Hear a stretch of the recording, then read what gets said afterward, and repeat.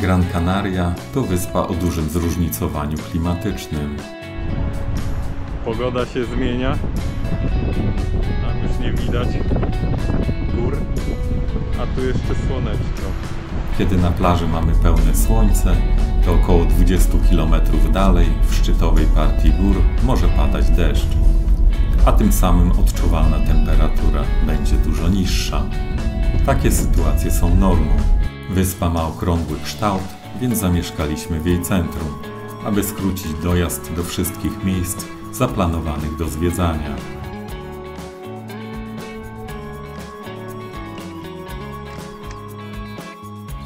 W tym momencie życie zweryfikowało nasze podejście, ponieważ drogi w górach są z reguły wąskie i kręte, a dojazdy de facto wydłużyły się zamiast skrócić.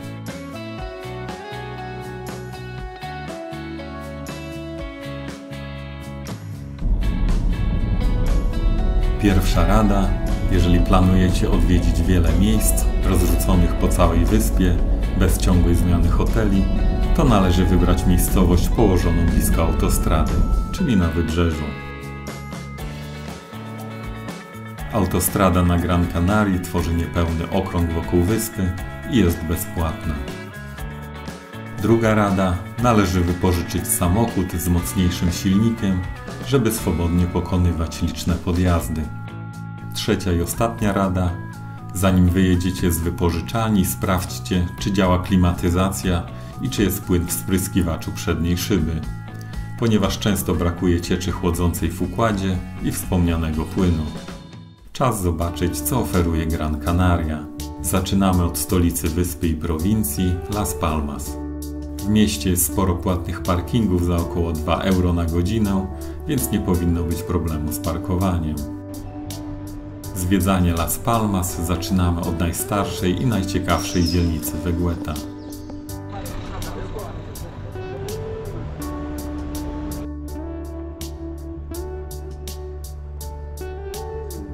Tutaj stoi Casa de Colón, czyli dom, w którym słynny podróżnik Krzysztof Kolumb prawdopodobnie zatrzymał się w 1492 roku, w czasie pierwszej podróży do Ameryki.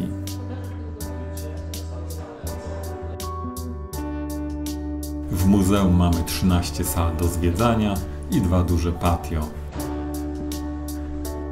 Zrekonstruowano wnętrze kajuty najsłynniejszego admirała.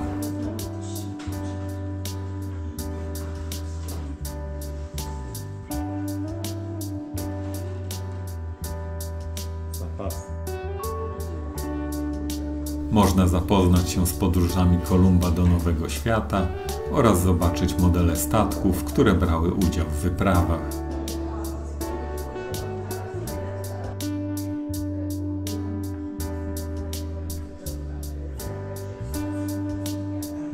Przedstawiono początki miasta Las Palmas.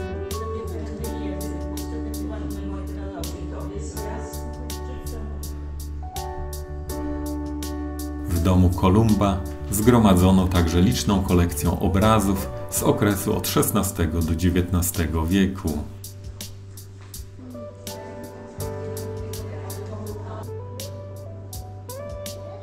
Tak.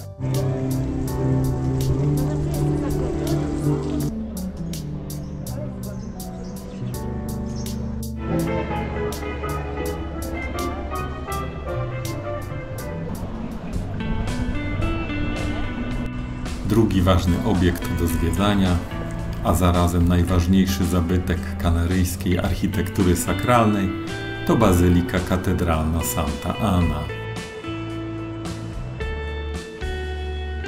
Budowę rozpoczęto w 1497 roku.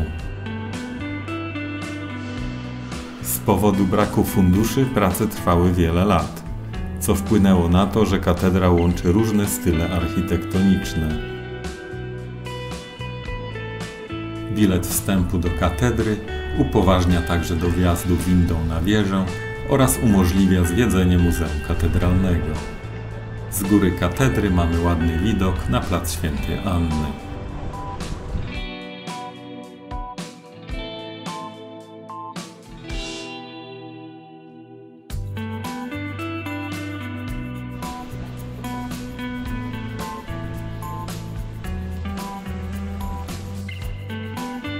W Muzeum Katedralnym zgromadzono eksponaty sztuki sakralnej.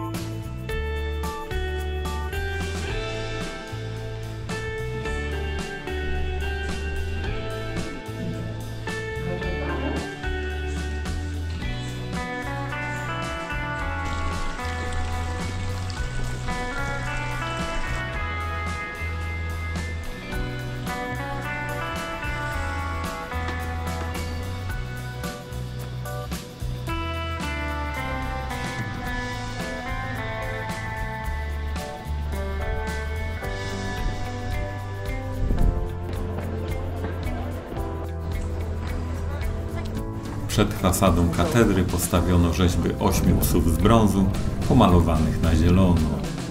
Przebywają tutaj od końca XIX wieku i stały się jednym z symboli miasta. Kilka ujęć z Vegety.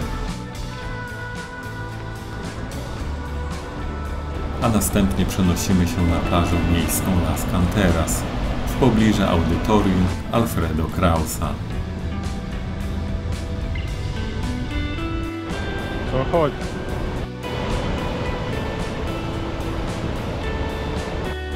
Każdego roku w audytorium odbywa się Międzynarodowy Festiwal Filmowy w Las Palmas oraz liczne festiwale muzyczne.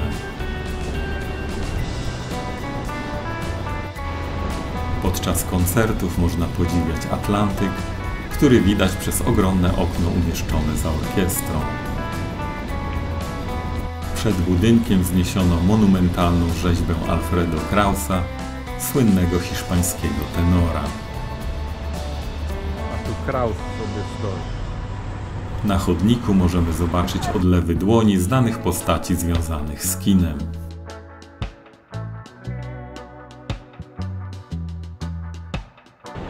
Plaża składa się z 3 łupów o łącznej długości 3 km. Wzdłuż plaży Las Canteras ciągnie się nadmorski bulwar. Od strony miasta widzimy gęsto upakowaną, nijaką zabudowę. Na plaży nie ma wielu amatorów plażowania, ale mamy połowę stycznia i godziny popołudniowe.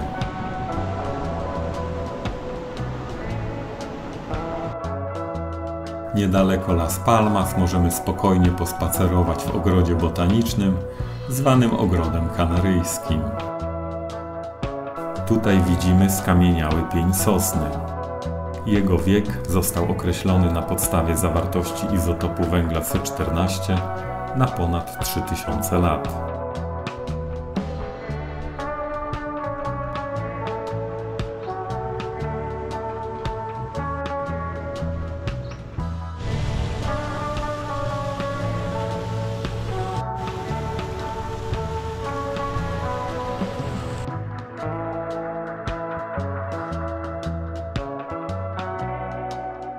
...27 hektarów zieleni. Wąską ścieżką przez ogródek idzie sobie z polski ludek. Malownicze alejki są poprowadzone także na ścianie wąwozu, dzięki czemu możemy zobaczyć ogród i okolicę z góry. Tą wąską ścieżynę. To jest chyba też to smocze drzewo tylko. Po ogrodzie chodziliśmy kilka godzin, a i tak nie byliśmy w każdym zakątku.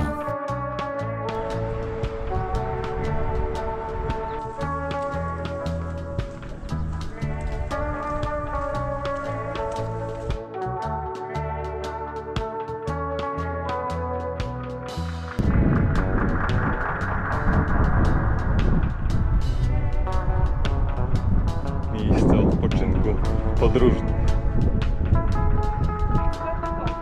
Tak.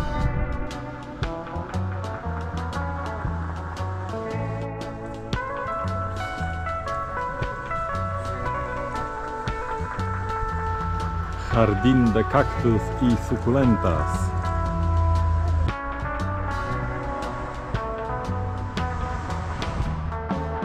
Można tu zobaczyć wszystkie gatunki palm rosnących na archipelagu, 10 000 gatunków sukulentów z całego świata, sosny kanaryjskie, smocze drzewa i dużo więcej.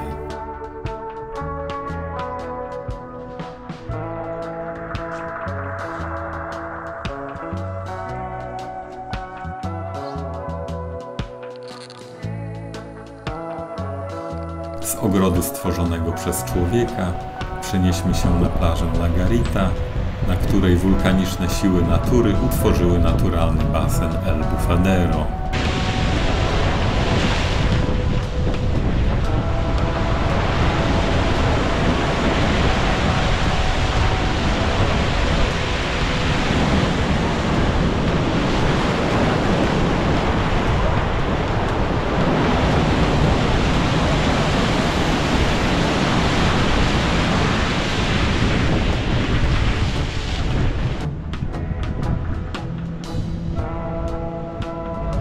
W okolicy możemy zobaczyć port Taliarte wraz z latarnią morską.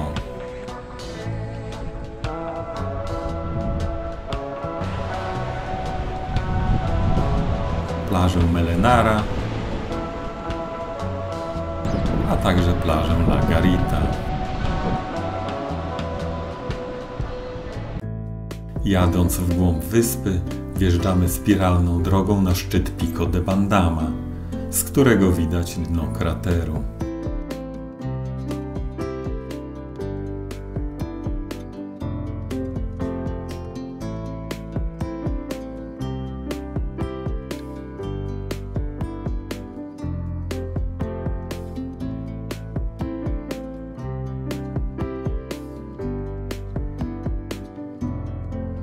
Przed naszymi oczami kaldera de Bandama.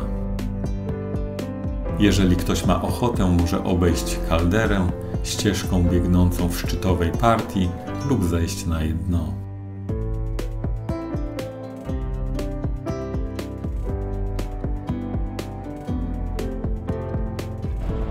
Arucas to miasto położone na północy.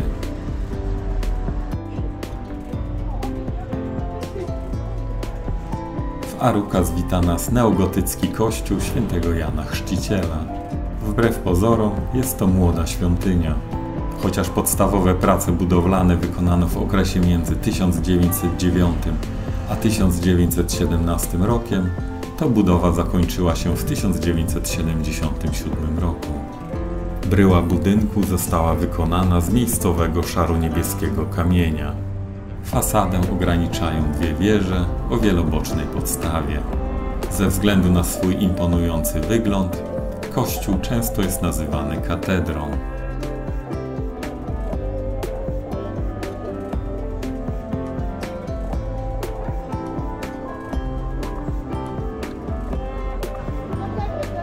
Arucas to jest park? Z centrum miasta sąsiaduje park miejski.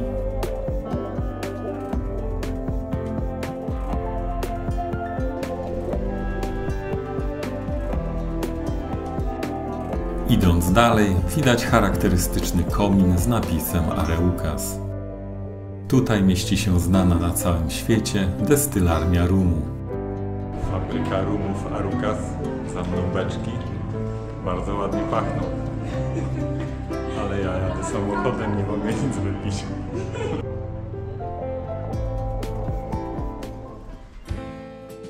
Na zboczu wąwozu Valeron znajduje się stanowisko archeologiczne Cenobio de Valeron.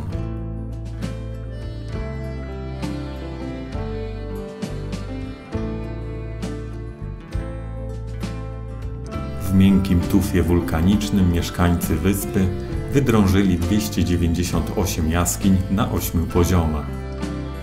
Jest to zbiorowy spichlerz używany przez tubylców aż do czasu podboju przez Europejczyków pod koniec XV wieku. Jaskinie zamykano drzwiami z drewna lub kamienia i uszczelniano zaprawą z popiołu.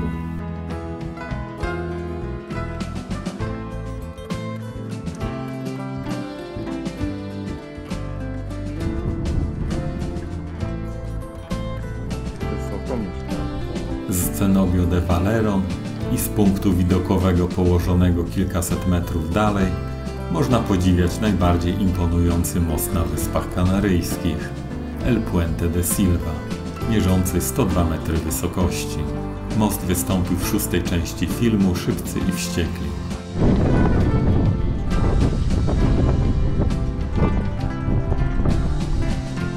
Tu jest punkt widokowy Pico de las Nieves.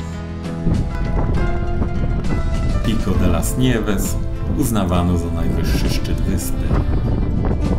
Współczesne pomiary zmieniły ten pogląd. Gran Canaria, styczeń, tu jest prawdziwe oblicze. Nam aura zdecydowanie nie sprzyjała podczas wizyty na jego szczycie.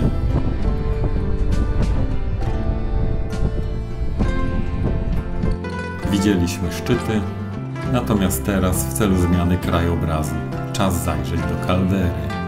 Oto Caldera de los Marteles. Na dnie kaldery widać pole uprawne.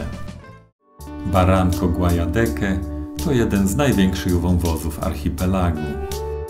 Cechuje go endemiczna fauna i flora.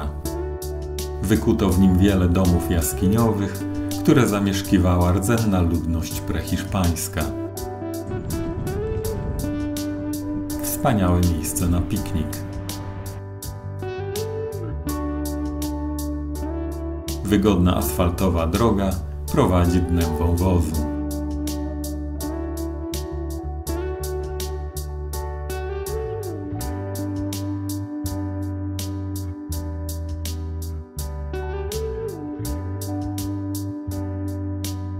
Miasteczko Agüimes jest jak Dr. Jekyll i Mr. Hyde. Spacerując wśród kolonialnej architektury, miasto wydawało się senne jak popołudniowa siesta. Po wejściu do centrum jego oblicze uległo radykalnej zmianie. Trwa fiesta.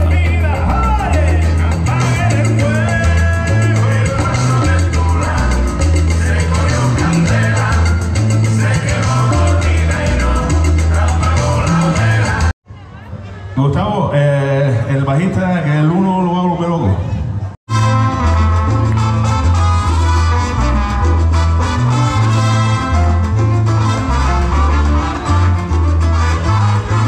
Lokalną społeczność integruje muzyka, jedzenie i wspólne spędzanie czasu. Ten pomnik postawiono w hołdzie osłom, które nosiły towary do sklepów w mieście.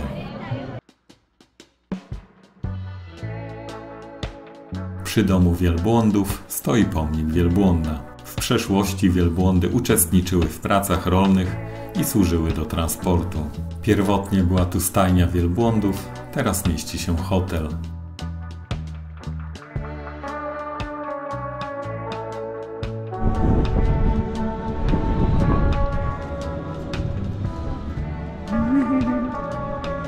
Grasz? Jadąc na południowy kraniec wyspy, dojeżdżamy do Maspalomas. Miejsce słynie z ogromnego obszaru wydmowego.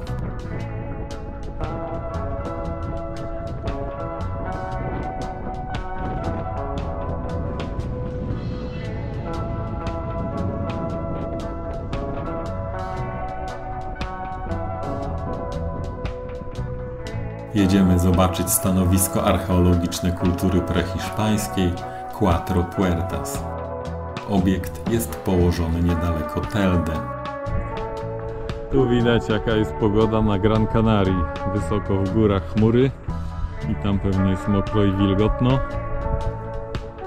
A tu mamy słoneczko na plażach jeszcze, ale pogoda się pewnie zmieni. A tam jest... To jedno z najbardziej charakterystycznych stanowisk archeologicznych. Sztuczne jaskinie zostały wykute przez rdzennych Kanaryjczyków. Jaskinia z 4 otworami drzwiowymi nadała nazwę całemu kompleksowi.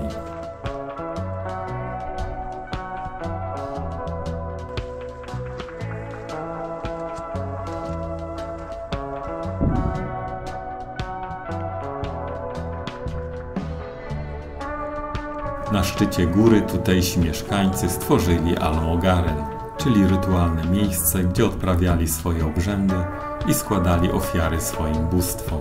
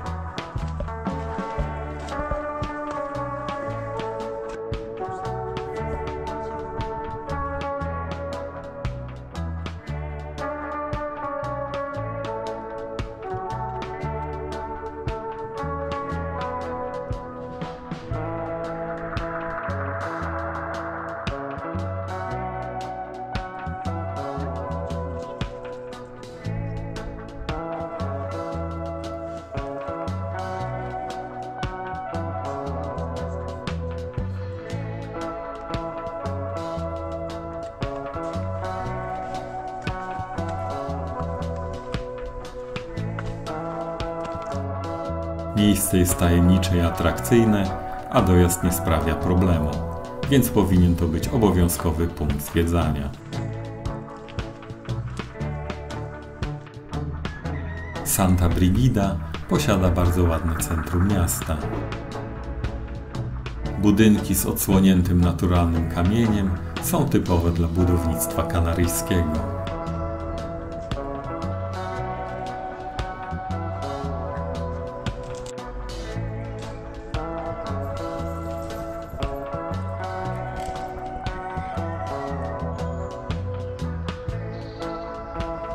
Na centralnym placu wznosi się kościół odbudowany na początku XX wieku, po pożarze w 1897 roku.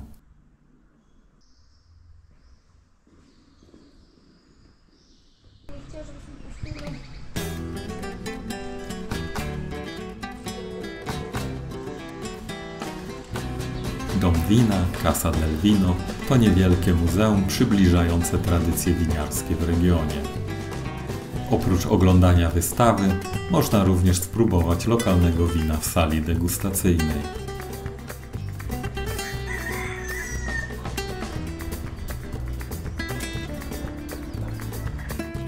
Rocque Bentayga to bazaltowa skała o wysokości 1414 metrów.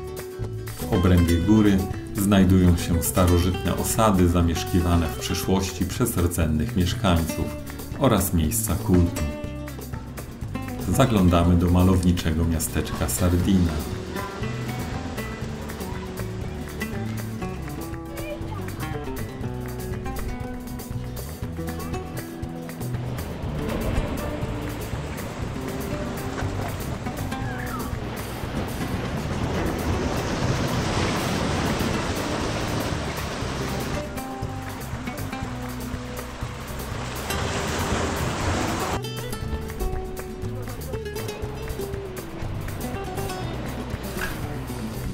Jadąc do najbardziej wysuniętego miejsca na północnym zachodzie, docieramy do latarni morskiej Faro de Sardina.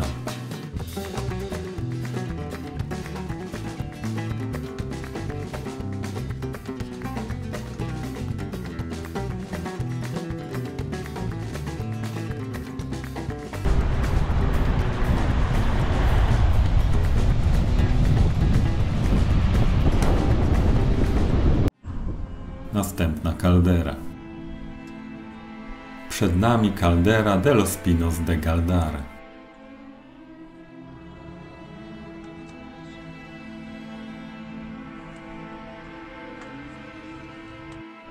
Galdar jest słynny z muzeum i parku archeologicznego Cueva Pintada. Zwiedzanie muzeum odbywa się z przewodnikiem i trwa około 70 minut. Oprócz wystawionych artefaktów możemy obejrzeć 2 filmy przybliżające historię podboju wyspy. Teren wykopalisk jest zadaszony, a zwiedzanie ułatwiają ścieżki na podestach. Zrekonstruowane domostwa pokazują ich oryginalny wygląd. Znajduje się tam jedno z najważniejszych stanowisk archeologicznych na wyspie. Punktem kulminacyjnym jest oglądanie malowideł. Cueva Pintada, czyli malowana jaskinia, jest uważana za kaplicę sykstyńską starożytnych aborygenów wyspy. Zwiedzający wchodzą do szklanego pomieszczenia wstawionego do jaskini. Jaskinię wykutą w skale wulkanicznej zdobią motywy geometryczne. Archeolodzy przypuszczają, że może to być rodzaj kalendarza.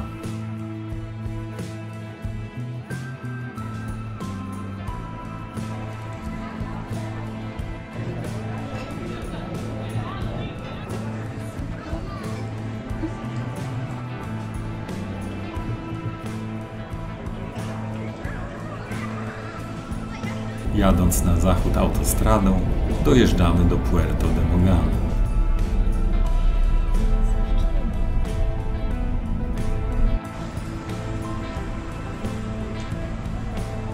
W Puerto de Mogán mamy charakterystyczny niebieski mostek.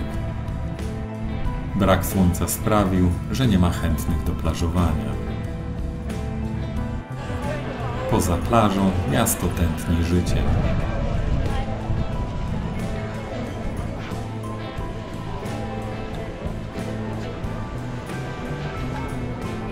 duży napis dla tych, którzy nie do końca wiedzą, gdzie się znajdują. Kąpiel poza wyznaczoną plażą jest niebezpieczna. Wspinaliśmy się drogą, aby zobaczyć geologiczny cud, jakim są kolorowe skały Los Azulejos na punkcie widokowym Mirador de Veneguera. Deszczowe chmury pokrzyżowały nasze plany.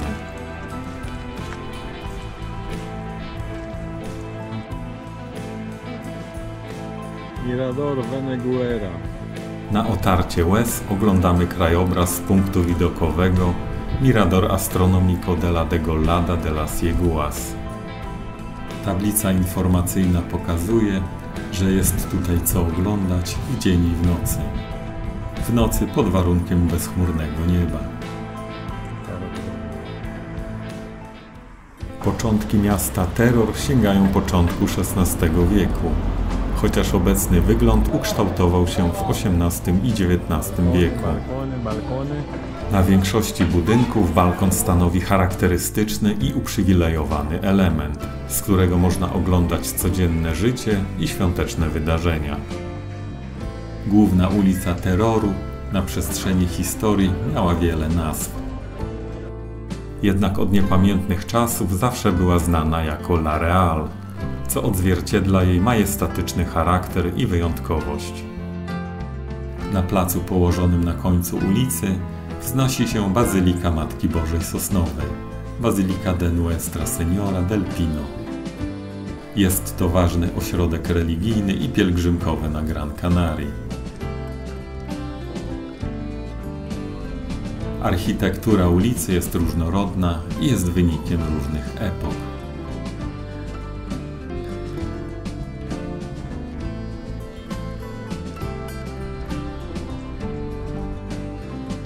Gran Canaria oferuje dużo więcej atrakcji niż te pokazane w filmie, ale żeby je zobaczyć, należy tutaj spędzić więcej czasu.